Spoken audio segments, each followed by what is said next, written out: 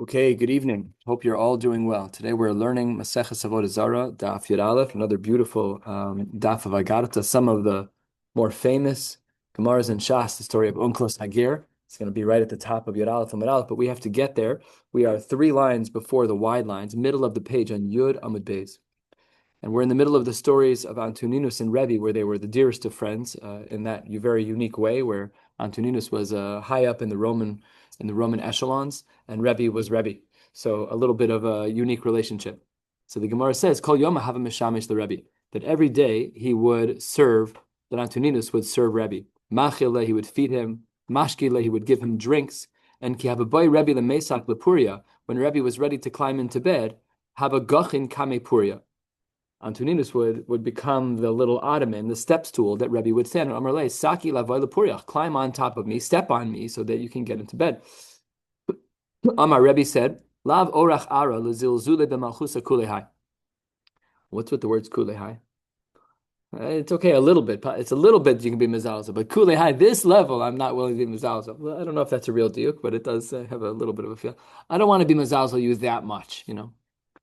Amar, and Antoninus says back with tremendous humility, Mi yasimeni matzah tachtecha le'olam haba, halavai should be the mat that's under you in the next world.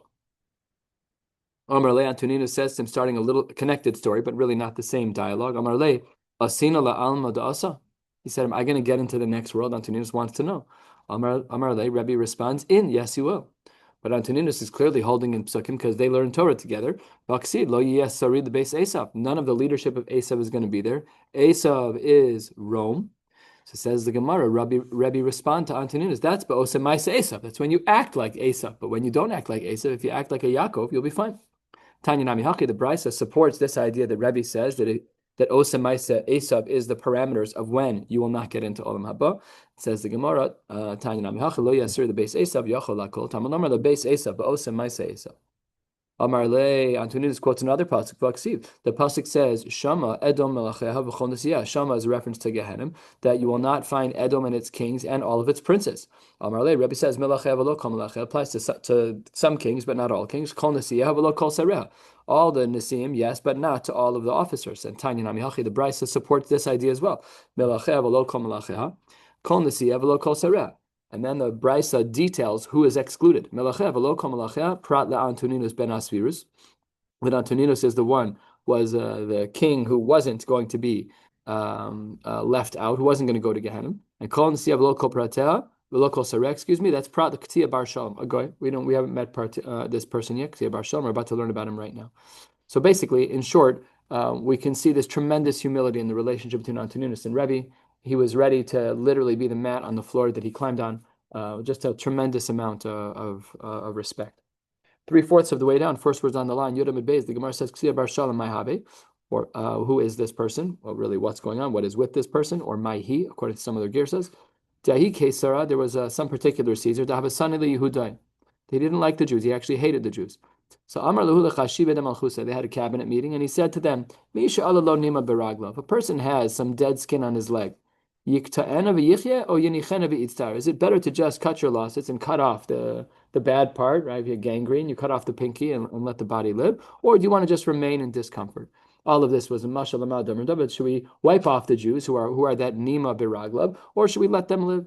So Amrullah, the cabinet voted better to cut them off and just get rid of them, which is again reference to killing the Jews. Amr Tina Bar Shalom, Tina pipes up. He says, "Chada de lo yachlis lahu. You can't kill all the Jews. Why not? The Jews are spread out everywhere. They are like the arba ruchos hashamayim. Micah Amar, what's pshat in the pasuk? Ilema de bedartahon bedal ruchos. If you want to say that you're able to kill them, but they're debartahon, they're spread out all over the place, but on all 4 ruchos. If that's true, then it shouldn't say ki arba. It should have said the Jews were ki li arba ruchos miboile. So it can't be that he's talking about the logistics of killing them because they're in the dal ruchos of the world, because then it shouldn't have said ki arba. It should have said li arba. Ella, what does it mean ki arba? That kishem she'iyavshar la'olam below ruchos. Just like it's true that the world can't exist without ruchos, without wind, kachi yavshar la'olam below Yisrael. The world can't live. So K'tir Bar Shalom obviously had this. He had some grasp of the Yidden being a chashuv part of the Bria. We know from Chazal, we've learned about this before, that if there's a moment in time when Torah learning doesn't happen, done. Goodbye. World just collapses. So that was argument number one of Shalom Bar Ktiyah.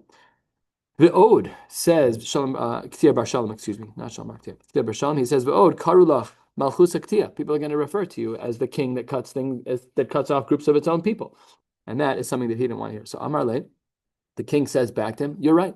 Who knew that the king could be so humble? The Caesar says, Meimar Shapir Kamris, what you're saying is good, but there's a problem. Miu called the Zachi Malka, anyone who outsmarts the Melech, Shadule lekmunya Chalila. He gets thrown into this empty space. Actually, it's Bais Mali. Afa Rashi says, some space where he ends up dying, basically. It's a good job, you're very smart, now you need to die. So Ktiyah Bar Shalom is going to be put to death. They were taking him out from whatever jail he was in to the gallows. They were going to kill him. And Amr lehahu matronisa, there was a particular noblewoman who piped up and said, Vaile leilfa de azla below michsa. Gives this little bit of a mashal that there is a ship that can't go through without paying taxes. Meches is taxes. So what's he talking about? Doesn't seem over here that we would know, but let's look at the answer and then we'll know what her mashal was. It says the Gemara, Nafal al Resha de Orlase and Kata. He basically fell in a way that he was able to be machatech his own Orla. He was an Ara. And she said, there's no way you're getting into the future, into the Olam Emes with an Orla. It's not happening. So he fell on something sharp enough that was able to be machatech Orla. Gave himself a bris, basically. And Amar, then he said, Yavis Michse, I paid my tax. Chalfis ve'abris, let me through. Well, that's like a boss line. That's like the mic drop line. Okay, I got my bris. Now what? Ki kashadule, when they were throwing him into this room, he screamed out, where does all of his Yerusha go? Amar, kol nechasai, the Rabbi Akiva v'chavera. So Rabbi Akiva was trying to figure out, how do we break up the money? It's Rabbi Akiva v'chavera. Do we count everyone and we divide by the number of people? Or do we say Rabbi Akiva is one unit and Chavera is another?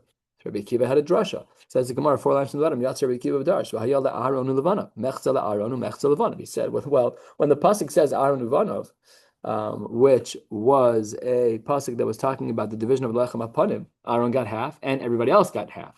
So when you see this structure, Rabbi Akiva v'chaver, he's like, I get 50%. Rabbi Akiva was like, that's what the drasha means. Pasha, that's the case.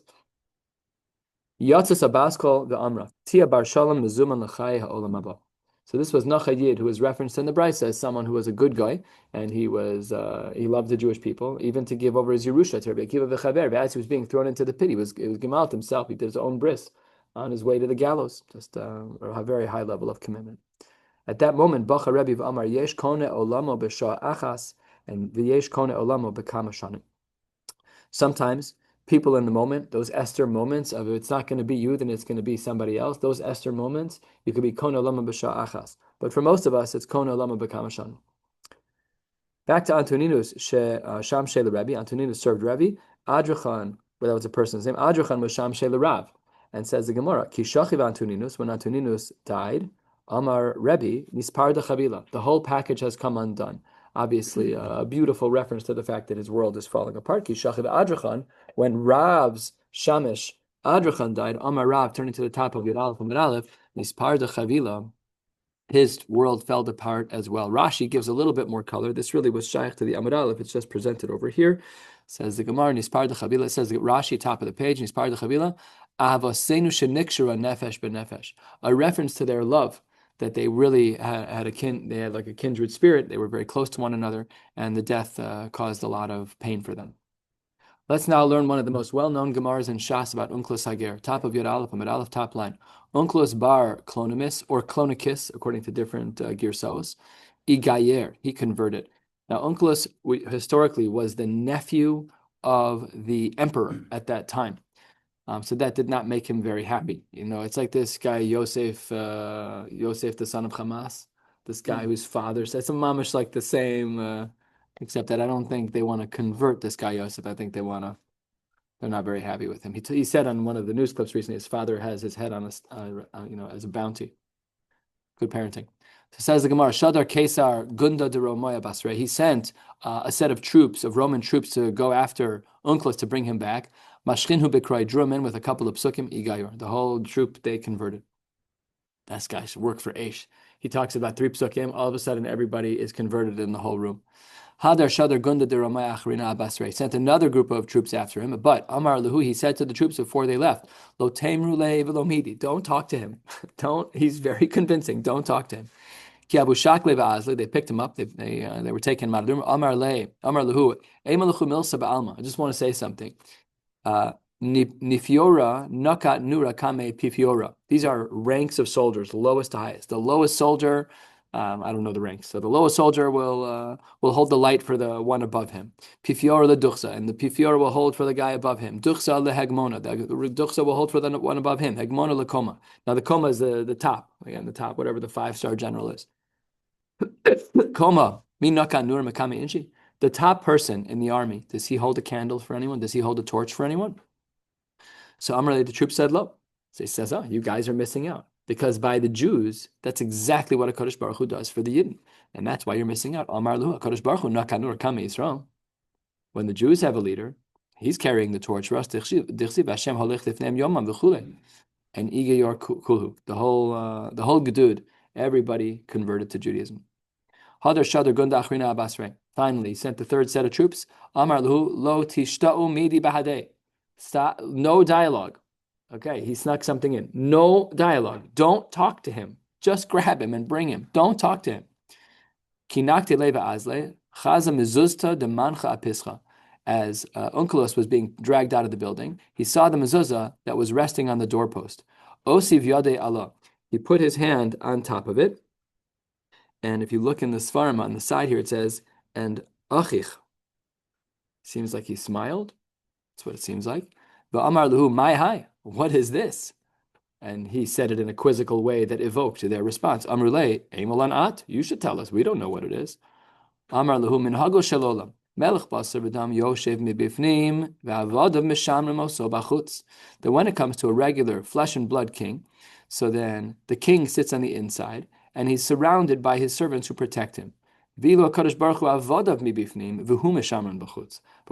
to the Yidden, HaKadosh Baruch Hu is protecting from the outside his avadim who are on the inside, and that is the power of the mezuzah, Shnei Amar.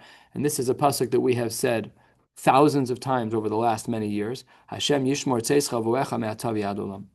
That HaKadosh Baruch Hu is he's Shomer Artzeischa and V'Oecha, and he will do so forever. In Igayur, this gedud also converted, and Su lo Shadar Basrei, and the emperor gave up, and he let him be, and that led to all of the Torah that we have from Onkelos and all of the inspiration that we have from him as well. More about Antoninus, the Gemara says, "Vayomer Hashem la shnei goyim bevitnech." This is the famous story of Yaakov and Esau. Whenever she'd go by, a Beis Avodah Zara, she'd feel the baby pull in one direction. She didn't know it was twins yet, and then if you walk by a Beis Avodah Zara versus a Beis HaKnesses, Beis Medrash would pull in the other way. So she thought she had one kid who was in turmoil.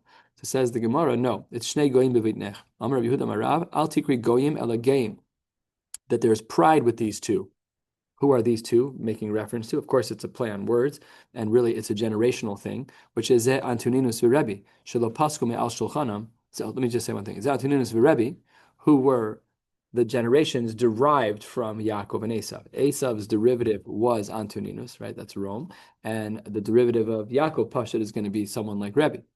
And what was amazing about them was all the wonderful things we said before, but also they had something else going for them. Shelo Pasku me'al Shulchanam, they always had the following food. They never stopped having lo chazeres, lo kishus, velo tznon. They had all of these foods all the time, and we'll go through all of them in a minute. And they weren't missing them. Lo bimosacham and lo bimosag shamim. Damar mar, it's known when it comes to radish, that's a good food to eat because it's mechatich ochel. It cuts the food, meaning your body it helps to digest other foods when you eat radish. Chazeres, what if you have chazeres? So that's very helpful because it's mahapech ma'achal. It flips the food over in your stomach, again helping with digestion. Kishus, cucumbers, that's marchiv me'ayim. It widens your me'ayim, your intestines. Again, all of these foods were wonderful for digestion. How can you say that kishus are marchiv me'ayim? We're on the first of the very long lines, halfway down in Yud Aleph and Amud Aleph. Hatana debei Rabbi Shmuel, lama nikra shman kishuin. Why are these types of cucumbers called this word? Because they're sharp like swords. So you just said you're supposed to eat them; they're good for digestion. But the Brisa says not that way. So it says the Gemara, lo kasha haber. You got to get the mini cucumbers. The big cucumbers are bad for you. Or maybe it's talking about the volume that you eat. If you eat a lot versus if you eat a little. Fine. So we had said in our Mishnah, Yom HaLeda Yom HaMisa, this was a discussion about whether the Yom HaLeda or the Yom HaMisa was going to be considered the day of a holiday. And then there was a shita that held not that way. So we're going to go through this shita right now in the Gemara, the two sides of the coin. 2/3 of the way down, 4 lines into the wide lines. Michlal de Reb Meir Savar Loshna Misa Sheyesh Basreifa Veloshna Misa She'ein Basreifa. It doesn't matter if when the king dies they burn his belongings, whether or not they do. Palche Bal Avodas Kochavim.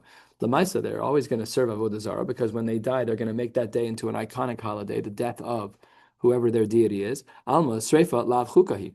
We're not looking at the Sreifa component. The Sreifa is not the Avodah Zara component because, after all, it doesn't matter if it happens. They're going to worship Avodah Zara anyway. So according to the sheet of Rav Meir, we don't care if when the person dies, they burn his belongings. We just know that when he dies, that the Hasidim are going to start doing Avodah Zara.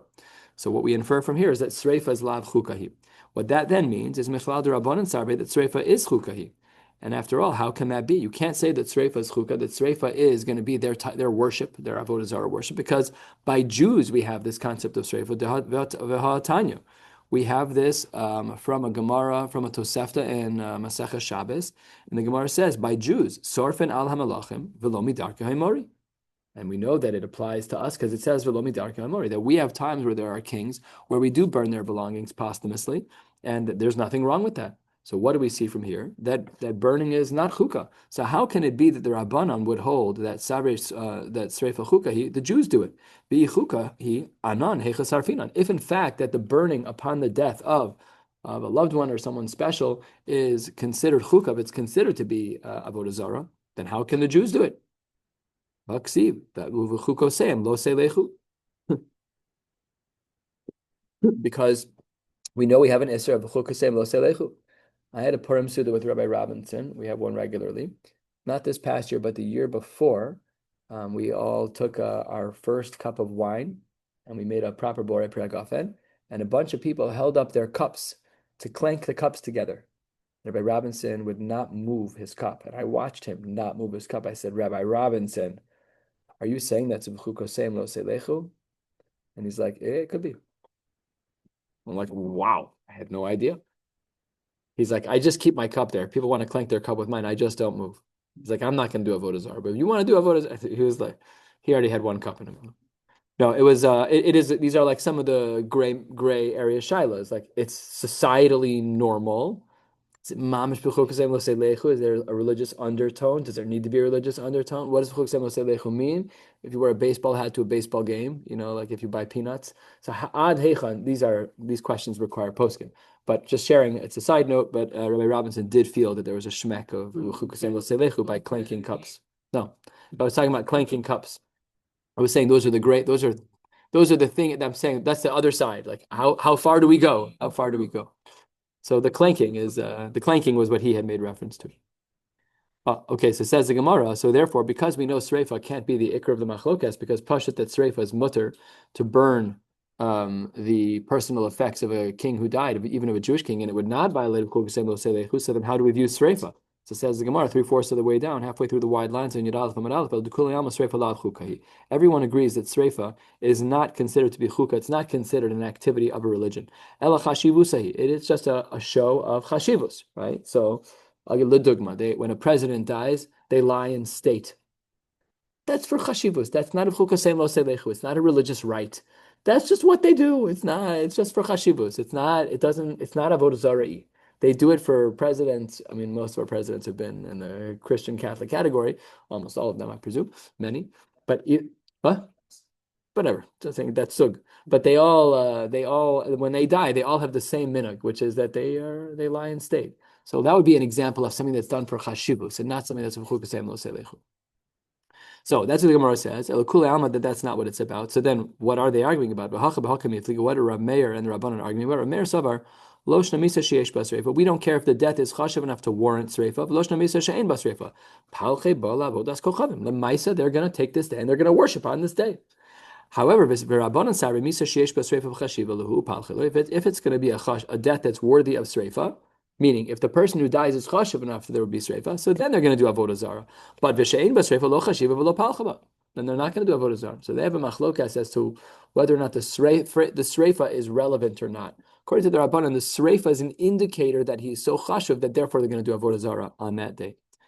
Let's pick up on one of the halachos that we learned, that by a Jewish king, that when he dies, we may posthumously burn some of his items.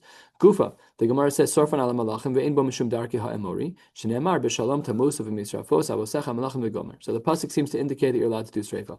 Uchshem she'sorfan ala malachim, just like we do burning for kings when they die, kach sorfan ala nesiim. Same thing is true for princes, for the heads of shvatim. U'ma'hem sorfan ala malachim. What do we burn for kings? Says the Gemara, mitasan, their bed. The clay tashmishan, and any of the kalim that they used. I don't know, we don't exactly know the scope of that, but let's call it clothing for now. I don't know, their toothbrush, like all their daily use items. Seemingly, that's what it's talking about. Umaisa, there was a story. Shemeis Rabban Gamliel Azakan. Rabban Gamliel Azakan died, and now we're just coming full circle to the front of this page. The Sarafalav Unklos Hager Shivim Manatsuri, and he burnt 70 Manatsuri, 70 coins. He burnt them. But why would you do that? For Amris. Mahin sorfin aleim mitasan v'chlei tashmishan. That money is not like a bed. You're not supposed to burn his money. You're supposed to burn the things that he uses all the time. So says the Gemara, Ema, you're right. Unklos Hager did not mean that we burnt the money, but rather bishivim manatsuri. He burnt up 70 mana of manatsuri of items. His bed was worth 20, and all added up to 70. So that's not a problem. Says the Gemara, Midi acharina lo. I can show you other things that don't fall into this category. Vatanya. Okrin al hamalachim ve'ein v'mshim dar gemori. This halacha is not clear from the Gemara, but if you look at Rashi clarifies. Rashi is 7 lines from the bottom of the page. Okrin behema hagidin levad she'al parsoseh oker v'chotech. They would cut, I guess, the equivalent of the Achilles tendon. They would cut it so that the animal couldn't carry any more weight. So that's what, go back in our Gemara, 3 lines from the bottom. Vatanya okrin al hamalachim, that we are allowed to cut this tendon on an animal to make him not really functional anymore, and that's not called darki amori. So Amar Papa, no, that was susarachabalav. That was his clay tashmisha. That's talking about his animal. So that is an example of his animal, of his tashmisha.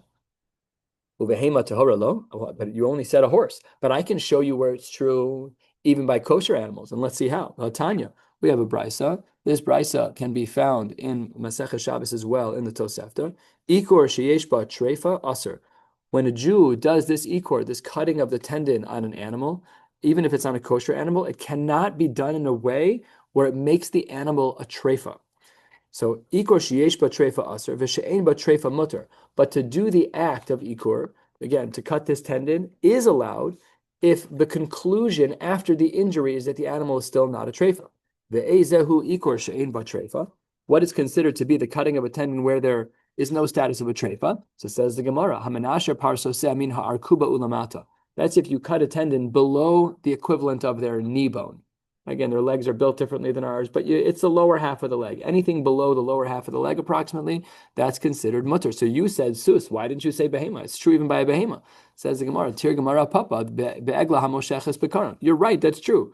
But he rode a horse, and this is talking about the egla, the calf or the cow that was pulling his chariot. So it was also klei tashmisha. You're right. I'm not disagreeing with you. It could be a kosher animal as well, as long as you don't make it into a treifa, and that's by cutting the tendon that is below the knee of the animal. From base 3 lines down at the 2 dots. We spoke about Yom Tiglachas Zikano Uvloriso. The zakan is his beard, and the vloriso is some kind of hair that was customary for them to grow for a year. I'm just imagining, I don't know if this is correct, but a mostly shaved head with like Indian look, with like the hair just like long in the back, like a circle of hair. But there was some kind of hair growing off the back of the head for like a year. Ibailahu hechiktani. What is the din? Do we say Yom Tiglachas Zikano Vehanochas Bloriso? One is talking about when he shaves his beard and then actually doesn't cut, but rather leaves the beloris. O Dilma, no. Yom Tiglachas Zikano Vehavaras Bloriso. We're talking about cutting the beard and cutting the hair off the back. Which was that day when they would worship Avodah Zara? That Avodah Zara. So Tashma says the Gemara, the Tanya Tarvat, we have brises in both directions, which means we won't know the answer. 7 lines down. Yom Tiglachas Zekano Veha Nachas Bloriso. That's brisa number 1. And brisa number 2 is Yom Tiglachas Zekano Ve'avaras Bloriso. So we really don't know. It's for sure cutting the hair, cutting the beard. We just don't know if it's talking about the Bloriso or not. We don't know. Unclear from the brises. Amar Yehuda Mar Shmuel. Od acheres yesh lahem beromi achas hashivim shana. This was Mama Shabusha B'cherpa. Every 70 years in Rome, they would put on a little bit of a skit, which became a little bit of a holiday. Vivian Adam Shalim, they take a big person, a full person, meaning someone strong, representing Esav. Umarkivin oso al adam chiger, and they put him on the shoulders of someone who was lame, representing Yaakov. Why was he a chiger? Because Yaakov kisarisa melokecha vatuchal, because he fought with the angel and he was limping. So this was all a mockery. Umabishin oso big day adam harishon. They would dress up Esav in big day adam harishon. Rashi says on adam harishon. Rashi says, "Vehein big de chamudos shahayu le'esav." They're big de chamudos. They were just, his type of clothing. Umanichan labarosho kar kiflo shel Rabbi Shmuel. They took the facial skin that was peeled off of Rabbi Shmuel's face, and they put it over the face of Esav. And look at this remarkable historical Rashi. Rashi says, "Kar kiflo shel Rabbi Shmuel, Kohen Gadol, umeharuge malchus haya, umitoch yofio." Because he was such a good-looking person, nichnas belev bas Kesar, it entered into the heart of the daughter of Caesar, vivshita or panav, and they they skinned his face, v'chanta be'afar simon, and they put it into afar simon, like whatever the equivalent of today's formaldehyde. They basically put it into like a canopic jar, and they left it there. Shetehei mekuyames v'lo yishtane. Look at this. Ve'adayin munach beginzei romi. There still is a jar. This is the 1100s now, right? Rashi lived in the 1100s. I think he died in 1204. So that means in the 1100s, Rashi knew that the Romans had a jar with Rabbi Shmuel's facial skin. It's bizarre.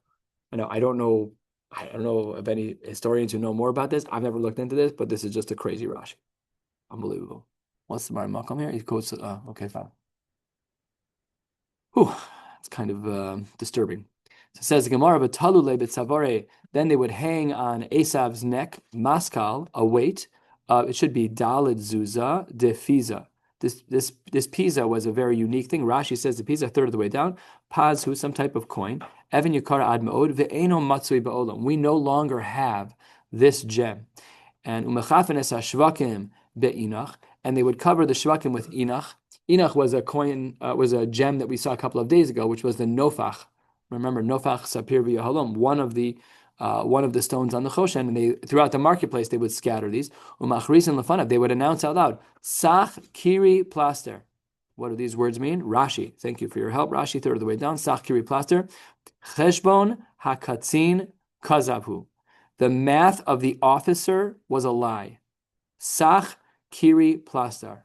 Back in the Gemara, just keep your finger. Oh, actually, let's read the rest of that Rashi. Sorry. Sach kiri plaster cheshbon hakatzin kazav. Nevuas Yaakov shekarav lebanav leachris hayamim shesofon ligael kazavhu. The prophecy of Yaakov that called for his sons in the future days to be redeemed was a lie.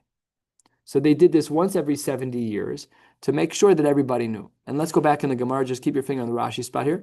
Achva demarana zaifna. The brother of our master is Esav.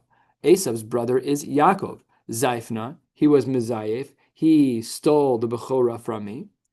And the chami chami, udelo chami lo chami. Some girsos don't have this. If you saw, you saw. If you didn't see, you didn't see. But it's still true. That's what the argument is.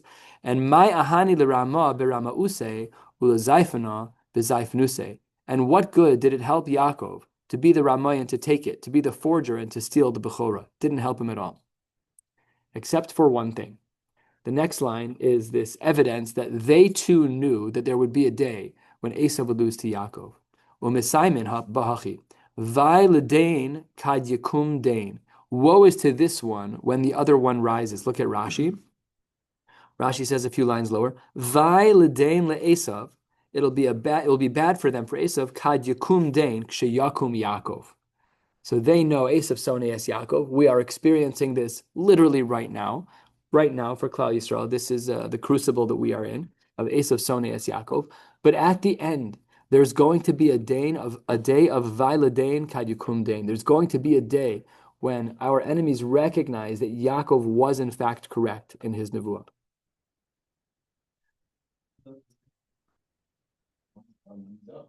Yeah. And they knew. And this was them talking. This wasn't like us elbowing in.